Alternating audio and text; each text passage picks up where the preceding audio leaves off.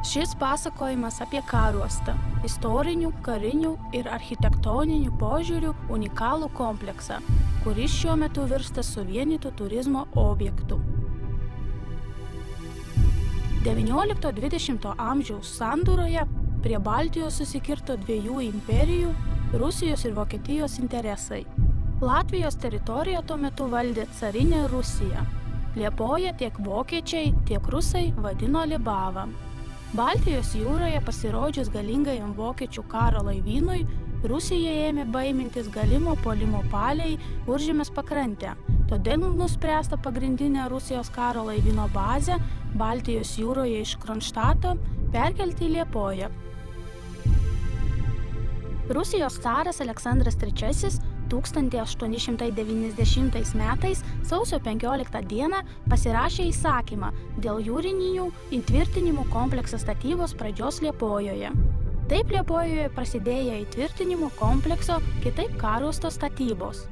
Karuosto statyboms vadovauti paskirtas inžinierius pulkininkas McDonaldas, o įtvirtinimų objekto betonavimo darbams vadovauti paskirtas inžinierius kapitonas Žitkovas.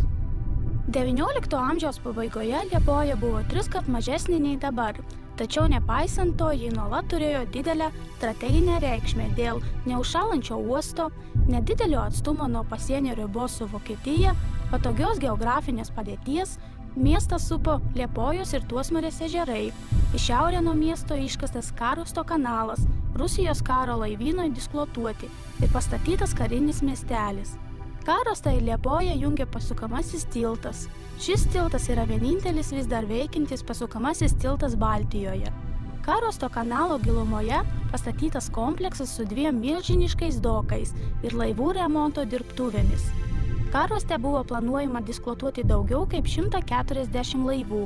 Įdomu tai, kad pirmieji Rusijos imperijos povandeniniai laivai buvo pastatyti būtent Karuoste. Karuostas buvo autonominės teisės turintis miestas su savo valdžia, elektros, vandens tiekimo ir geležinkelio stotimis. Be įprasto pašto jame veikia ir balandžių paštas. Karinis ir visuomeninis gyvenimas Karuoste tiesiog virtė. Jūros pakrantėje pastatyta neįtikėtinimų puošnumo vila, kurioje vyko vadovaujančių personalo susirinkimai, įvairūs pokyliai, pramoginiai vakarėliai, čia poilsiavo įtakingi asmenys ir svečiai. Palei vilą esančioje prieplaukoje speciali vieta buvo paskirta imperatoriaus jachtai, šiaurinė žvaigždė prisišvarfuoti. Pastatytas ir dvasinio gyvenimo centras, Švento Nikolajaus cerkvė, į kurios pašventinimo ceremoniją 1903 metais atvyko paskutinis Rusijos caras Nikolajus II su šeima. Karuoste tarnavo nemažai rusų aristokratų, miestelėje įsikūrė nemažai tarnaujančio personalo šeimų. Inteligentiškoji visuomenės dalis gyveno gana uždarą gyvenimą, o Rusijos ilgesį jie stengėsi kompensuoti kultūriniu ir visuomeniniu gyvenimu. Čia gyveno pasiturintys, išsilavinę, aukšto kultūrinio išprusimo žmonės. Jie turėjo įtakos formuojantis ypatingai Karuosto atmosferai. Istorikų nuomonė čia kadaise buvo Peterburgo miniatūra. Rusų-japonų karas, įsiplieskęs 1904 metais, palietė ir Liepoją. Būtent iš Karuosto antrojo Ramiojo vandenyno eskadra išvyko į 7 mėnesius trukusią kelionę aplink pusę pasaulio su tikslu suteikti pagalbos Rusijos imperijai tolimuose rytuose. Tsushimos jūrų mūšyje įvyko didžiulis susirėmimas, per kurį Rusijos imperija neteko 30 karinių laivų ir apytiksliai 5000 jūreivių. Žuvusių atminimui pagerti prie Švento Nikolajaus stačiatikių cerkvės įrengta atminimo vieta. Karuosto gynybė linija aplink Liepoją susidarė 14 artilerijos kuopų, kurių arsenalą turėjo sudaryti 227 pabūklai. Iki 1903 metų pavyko pastatyti tik 5% planuoto arsenalo.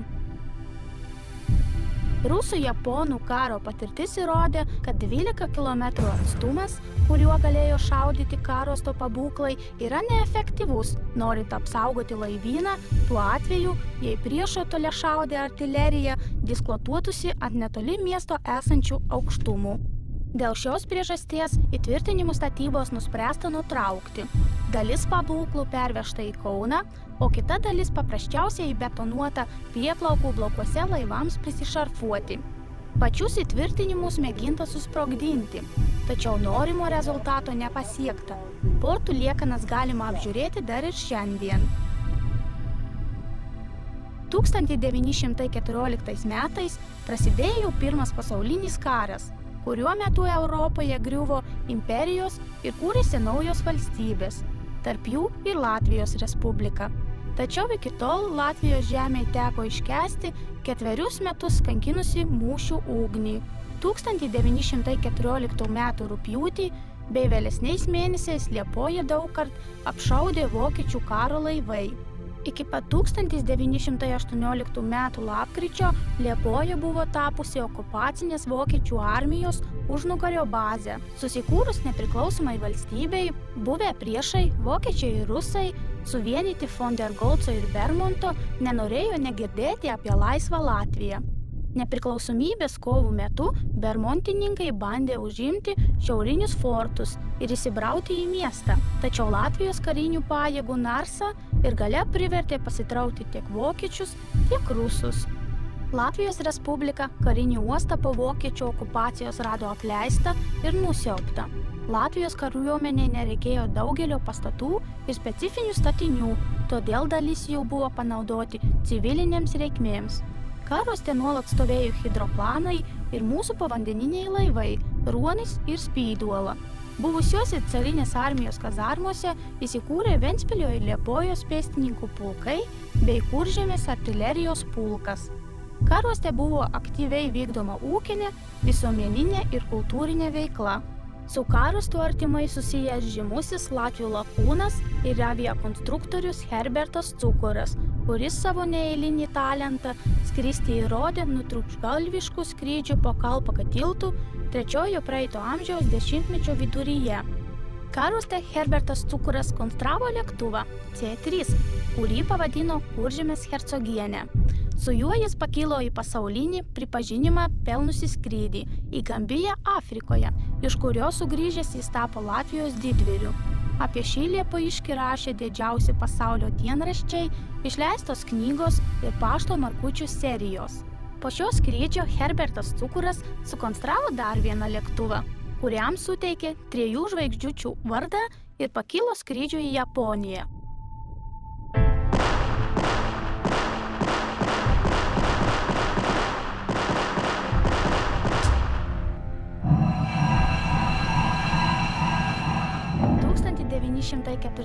Metų vasarą ūkinio, visuomeninio ir kultūrinio gyvenimo eigą sutrikdė sovietinė okupacija. Atėjo šiurpūs metai. Komunistų žvėriškumas tęsėsi iki 1941 metų birželio, kai skambant vokiečių maršams ir liepsnojant gaisrų ugnimis į Liepoją įžengė Antras pasaulinis karas. Pasibaigus Antram pasauliniam karui, Latvija įstojo Tarybinių socialistinių respublikų šeimą. Karuostas virto TSRS karinę bazę, o Liepoja uždarų miestų, į kurį norint patekti net gyventojų giminaičiams iš netolimų apylinkių reikėjo gauti specialų leidimą. Atsižvelgus į bendrąjį Karuosto veidą, pradėtos naujos statybos. 20 amžiaus 7-ajame dešimtmetyje smarkiai išaugo Karuosto gyventojų skaičius, nes pas karinę tarnybą atliekančius aukšto rango kariškius į Baltijos valstybės artimąjį užsienį persikėlė gyventi jų šeimos iš visos didžiosios Rusijos. Iškilo poreikis pastatyti daugiau gyvenamųjų namų, todėl žaibiškais tempais išdygęs daugiabučių blokinių namų kompleksas neatpažįstamai pakeitė Karuosto veidą. Tarybų sąjungai, žinoma, Dievo namai nebuvo reikalingi, todėl auksu žėrintys cerkvės kupolai uždažyti, daugybė religinių simbolų pradaginta, o cerkvės patalpos paverstos jūreivių klubu, kuriame šėlė ir pramogavo jaunimas.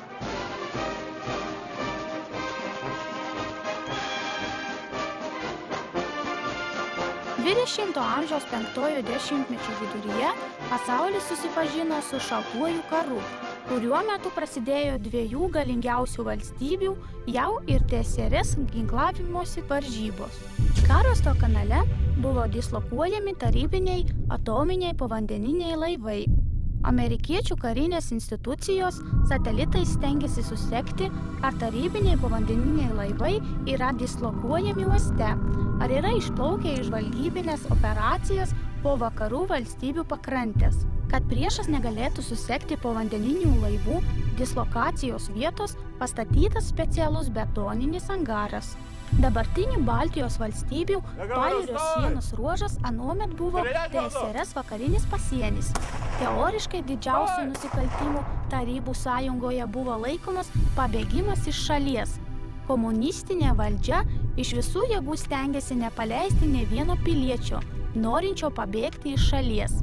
Mėginimas pabėgti iš TSRS žmonėms kainuodavo laisvę, o dažnai ir gyvybę. Laimiai 90-ųjų metų pradžioje tarybinė santvarka sugriuvo ir galop 1994 metais gegužio mėnesį Karostą paliko paskutiniai Rusijos karinių pajėgų daliniai. 20 amžiaus 90-ųjų metų viduryje Karostas savo gyvenimą turėjo pradėti iš naujo. Išvykus Rusijos karinėms pajėgoms, miestelis greitai ištuštėjo, tapo lengvai prieinamas ir netgi gąsdinantis. Karoste dar daug kur galima matyti laikmečio kaitų ir buvusių imperijų paliktus randus. Vis dėlto, nors ir iš lėto, tačiau palaipsniui Karostas bunda naujam gyvenimui. Karostas, kuris kadaise buvo pastatytas vien kariniams tikslams, galiausiai iš karinio miestelio virto pilnavertę Liepojos miesto dalimi. Čia dabar vietoj 30 000 kariškių gyvena apie 7 000 liepojiškių. Galima laisvai praplaukti pro rekonstruotą Karosto tiltą. Čia įsikūrė ir keletas karinių objektų, jūrinių pajėgų mokymosi centras ir naujai pastatytas Baltijos nardymo centras. Savo ankstesnį žavesį po truputį susigrąžina kadaise buvusi valdančiojo personalo susirinkimų vila. Šiandien Karostas yra turistų pamėgtas ir gausiai lankomas turizmo objektas. Čia veikia vėjalenčių klubas Rietumkras, šiaurinis 2 kilometrų molas yra tapęs puikiai pasivaikščiojimo vietą. Siūlomas ekskursijos po šiaurinius fortus, išraiškytus požeminius labirintus bei interaktyvus žaidimas pabėgimas iš TSRS, kurio dalyviams tenka sugrįžti į 10-mečio senumo praeitį ir savo kailiu patirti anuometinį šalies gyvenimą – TSRS okupaciją. Žaidimų metu dalyviams tenka aktyviai bendradarbiauti, patiems galvoti, ieškoti, bėgti, slėpti, priimti sprendimus, padėti komandos draugams. Žaidimo tikslas – veikiant visiems kartu, įveikti įvairias kliūtis, rasti draugą ir nuvesti jį į saugią vietą, į povandeninį laivą. Nuo 2002 metų populiariausių turizmo objektų Karoste yra tapęs Karosto kalėjimas, kuriame kiekvienas lankytojas ras sau ko nors įdomaus. Pažintinės ekskursijas, adrenalino kupiną realybės šou už grotų, vakarienę kalėjime arba ekstremalią nakvynę. Karosto potencialas tuo, žinoma, nesibaigia. Čia gausu medžiagos dailės ir istorijos studijoms, architektūroms tyrinėtojams, įvairiems kultūriniams renginiams. Turistai atvyksta ir išvyksta, tačiau Karosto kasdienybė ritasi savo ritmu. Cerkvė taipogi atgijo naujam gyvenimui. Nupjauti kryžiai restauruoti, o savo įstabių vaiskumu vėl švysti auksiniai kupolai. Kareiviai čia nebešoka kazačiokos ir nebežiūri filmų, nebegarbinami Leninas ir Stalinas. Čia vėl meldžiamasis Dievui.